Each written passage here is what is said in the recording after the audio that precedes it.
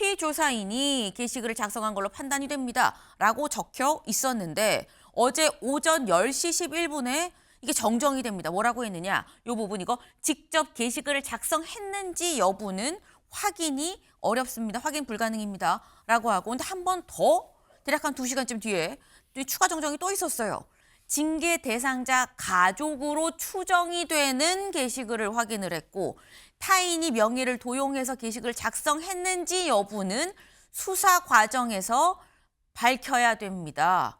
윤리위원회가 물론 윤리적인 측면이나 정치적인 측면을 볼 수는 있으나 중요한 거는 징계를 하기 위해서는 이른바 범죄 혐의라든가 뭔가 잘못을 저지른 그런 흔적이 분명해야 되는데 그게 지금 분명치 않으니까 추가적으로 입장을 냈고 한동훈 전 대표도 법률가이기 때문에 네. 아프게 지적해서 법정으로 가져갈 부분들을 약간 뭉뚱그리고 희석시킨 거죠. 그러니까 수사기는 나중에 밝혀라. 우리는 그냥 정치적이고 윤리적인 것만 봤다는 얘기인데 이제 이렇게 되면 과연 그런 정치적이고 윤리적인 부분이 정말로 전직 당대표를 제명할 정도로 핵심 사유고 가장 중요한 부분인가.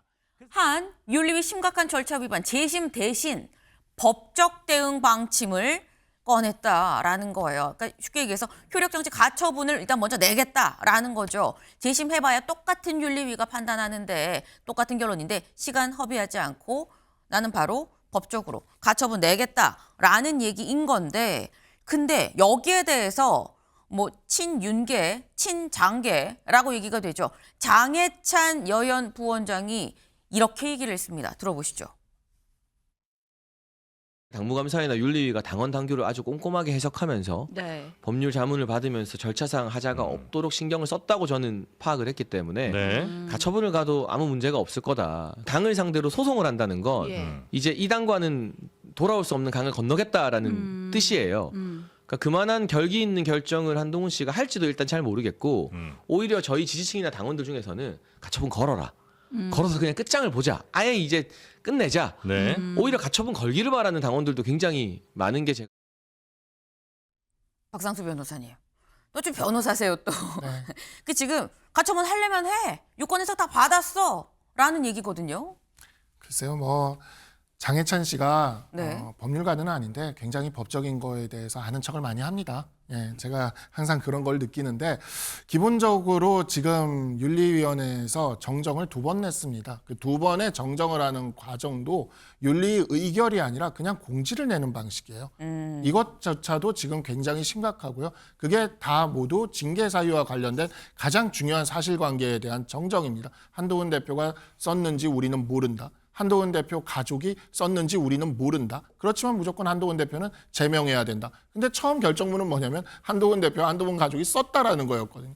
근데 그 자체를 사실관계를 흔드는 거를 윤리 의결도 없이 그렇게 지금 정정문을 내고 지금 재심 기간도 없는데 오늘 최고위원회에서 결론을 내겠다는 걸 어쨌든 재심 기간이 남아 있는데 네. 그렇다는 것도 절차적으로 나중에 다 다퉈질 내용들입니다. 이러한 부분들에 대해서 글쎄 요즘에는 이제 그 법률적인 어떤 학습이나 라이센스가 없는 분들이 너무 많이 이 부분에 있어서 네. 아는 바가 있다고 이렇게 얘기를 하면서 오히려 우리를 가르치는데 네. 제가 좀 제대로 좀 공부를 하고 이야기를 하죠. 그래야 이게 절차적인 면에 있어서 나중에도 망신을 당하지 않지 않겠습니까?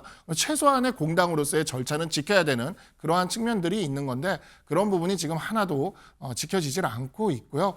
법적 대응 여부나 뭐 이런 것들에 대해서 너무 뭐 성급하게 결론을 내릴 문제는 아닙니다. 다만 우리는 그러한 부분에 있어서 불법성이라든가 이런 것들을 저희들이 다 지금 확인하고 있고 정치적인 해결이라는 것은 최고위원회의가 아직 남아있기 때문에 네. 그 최고위회의를 앞두고 또 오늘 또 의총이 또 있지 않습니까? 네. 이런 것들이 있기 때문에 그러한 부분에 있어서 공은 현재 정치적인 어떤 해법에 대한 공은 장동혁 대표에게 있다라고 생각합니다. 지금 말씀은 뭐 가처분이고 뭐고 그래서 유권 해석 받았어요라고 당 쪽에선 윤리 쪽에선 얘기를 하고 있지만 사실상 변호사인 내 입장에서 봤을 땐 말이 안 되는 얘기다. 2번이나 그냥 막 공지로 이게 사실상 재판이라 그러면 판결문이나 마찬가지인 건데 윤리위 결정문을 그냥 2번이나 공지로 이렇게 바꾼 게 이게 말이 되느냐라고 지금 말씀을 하셨을 때 뭘 어떻게 바꿨길래 라는 생각이 들죠. 한겨레 기사 같이 볼까요? 한동훈 징계 사유 2번 바꾼 국힘 윤리위 한이 작성했습니다. 라고 했다가 확인이 불가합니다. 수사로 밝혀야 됩니다. 라고 말이 바뀌었다라는 거죠. 자세히 좀 보겠습니다. 네, 처음에 나왔던 결정문이에요. 그러니까 어제 저희가 말씀드리면서 오늘 새벽 1시 15분에 이 결정문이 나왔어요 라고 말씀드렸죠. 그때는 뭐라고 써 있었느냐. 피조사인이 게시글을 작성한 걸로 판단이 됩니다. 라고 적혀 있었는데 어제 오전 10시 11분에 이게 정정이 됩니다. 뭐라고 했느냐. 이 부분 이거 직접 게시글을 작성했는지 여부는 확인이 어렵습니다. 확인 불가능입니다. 라고 하고 근데 한 번 더 대략 한 2시간쯤 뒤에 추가 정정이 또 있었어요. 징계 대상자 가족으로 추정이 되는 게시글을 확인을 했고 타인이 명의를 도용해서 게시글을 작성했는지 여부는 수사 과정에서 밝혀야 됩니다. 라고 얘기를 했습니다. 이 얘기는 최수영 위원님. 한동훈 전 대표가 인정한 부분, 내 가족이 글을 올렸다라는 거는 확인이 됐는데 한동훈 전 대표 본인이 글을 올렸는지 명의를 도용당해서 했는지는 수사로 밝혀야 된다. 다시 말해서 한동훈 전 대표가 올렸는지는 몰라요라는 얘기인 건데 근데 그러면 모르는데 제명 먼저 해도 돼라는 얘기가 나올 수 있거든요. 그래요. 그러니까 이게 지금 2차례 걸쳐가지고 했다는 거는 네. 가처분에 대비한 명백한 이제 자기 방어 기제예요. 그러니까 이거는 괜히 이거 첫 윤리 결정문을 그대로 한동훈 전 대표가 법정에 갖다 놓고 보면은 불리하다고 판단했기 때문에 긴급 공지를 2차례 걸쳐 낸 거 아니겠습니까? 그러면서 실제로 그날 밤의 맥락을 보면은 이 말하자면 글에 대한 게 핵심이 아니라 정치적이고 윤리적인 얘기만 잔뜩 써놨어요. 그러니까 당대표가 이런 일을 해도 돼? 이건 윤리적으로도 안 되고 정치적으로도 안 돼. 뭐 이런 얘기가 주를 이뤘는데 핵심은 그거잖아요.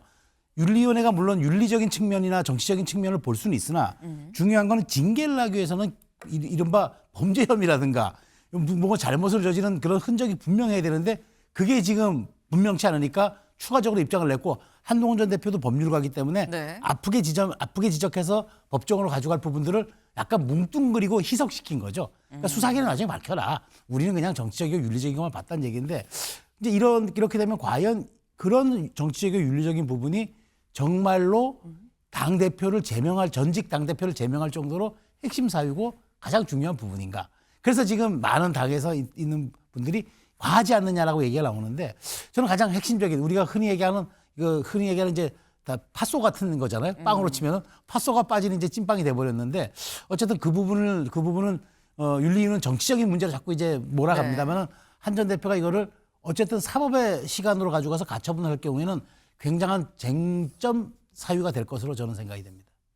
결국 이 부분이 가장 중요한 좀 쟁점 사유가 되지 않겠느냐. 그리고 그렇기 때문에 법적인 대응은 당연히 고려를 하고 있지만 당장 한다 안 한다라고 얘기할 계제는 아니고 정치적인 부분은 사실상 공이 장동혁 대표한테 넘어갔다라고 지금 말씀을 하셨어요. 사실 이게 정치적인 부분의 얘기가 나오는 이유가 동아일보 같이 볼까요?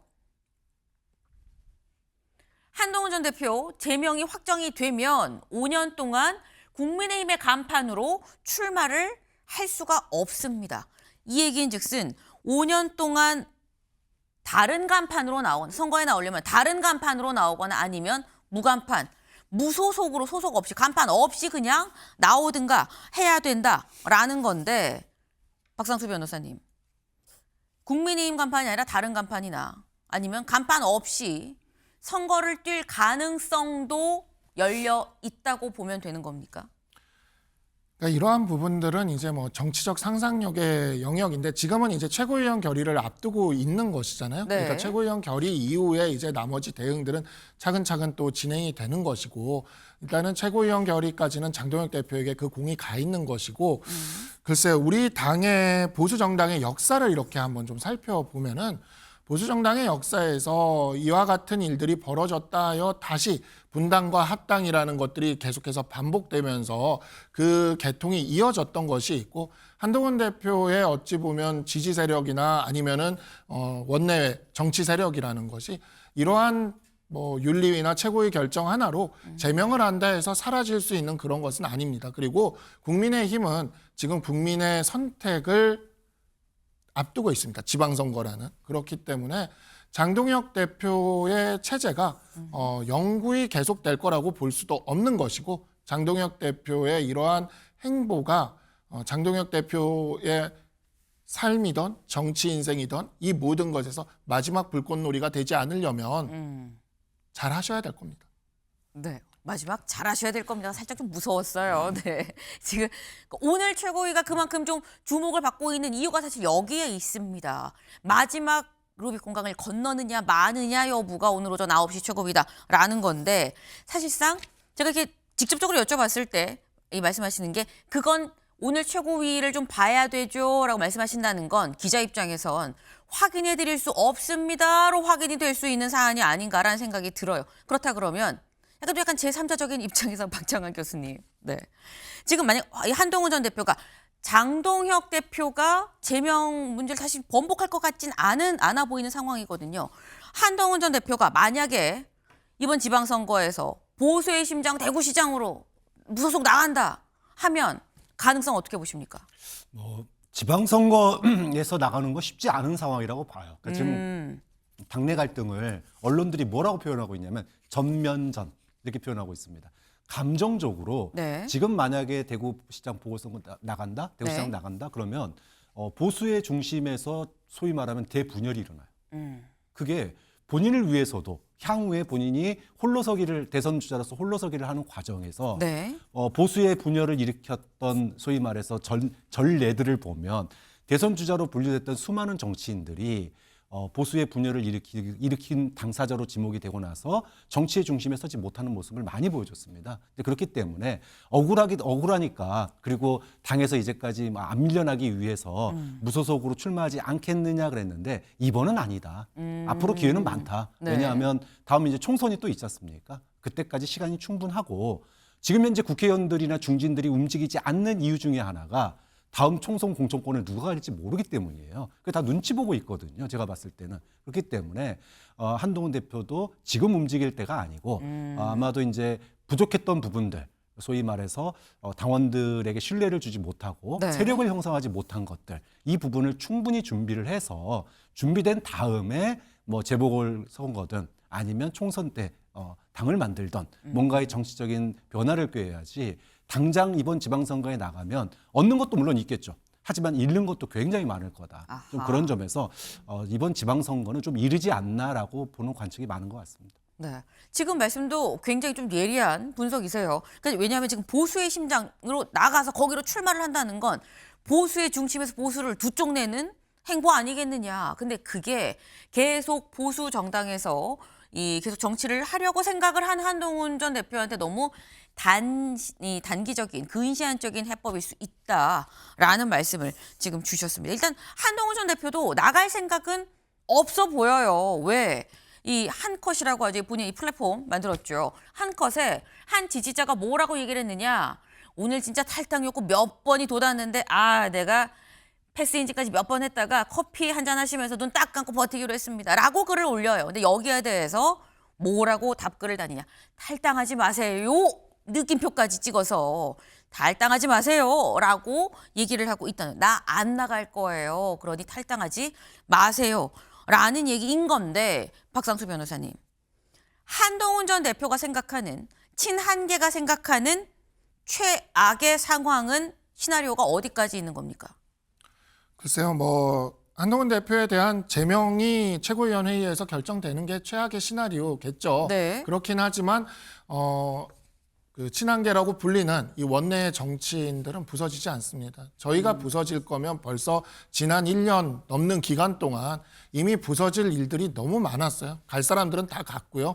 지금 남아있는 분들은 함께 보수 정치를 개혁하고 다시 일으켜 세우겠다라는 의지로 뭉쳐 있는 그런 사람들이기 때문에 사실 인물보다는 가치로 뭉쳐 있어서 저희들이 당내에 또 계속해서 남아 있을 겁니다. 그리고 당원들도 한동훈 대표를 지지하는 당원들이 저희들이 생각하기로는 최소 35% 정도는 있습니다. 네. 이 당원들도 흩어지지 않을 겁니다. 이렇게 결집이 되어서 계속해서 있을 것이기 때문에 사실 이 정도 크기의 정치 집단을 이런 방식으로 제거하겠다라는 것 자체가 만용입니다.